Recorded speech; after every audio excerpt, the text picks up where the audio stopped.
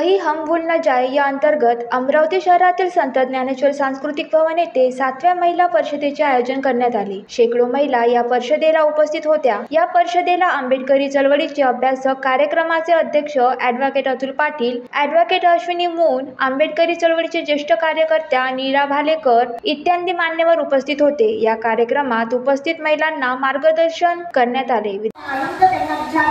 पण बुद्ध तेव्हा उत्तर देतात की मला असं काही वाटत नाही, पण कदाचित काही तांत्रिक ज्या अडचणी आहेत त्यामुळे मी थोडा त्याच्यावर विचार करत होतो। आणि त्यानंतर मग बुद्ध म्हणतात की ठीक आहे, मी राजी आहे, या महिलांना सुद्धा आपण आपल्या या संघामध्ये सामील करून घेऊ शकतो, पण या सगळ्याची जबाबदारी प्रजापती गौतमीने घेतली पाहिजे।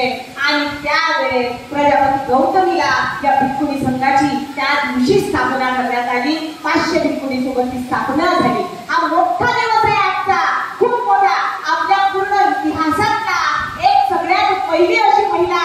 जसं एखादं बाळ असतं, ते बाळ आपल्या आईच्या पावलावर पाऊल ठेवत चालत असतं, पण सिद्धार्थ गौतम जे होते हे असे महान, बाबासाहेब आंबेडकर त्यांना क्रांतिकारी महापुरुष म्हणतात, ते असे क्रांतिकारी महापुरुष होते की त्यांच्या पावलावर पाऊल ठेवून सारा जगत त्यांच्या पाठोपाठ त्यावेळेस गेलेला आपल्याला दिसतो। आणि सोबतच त्यांची आई सुद्धा।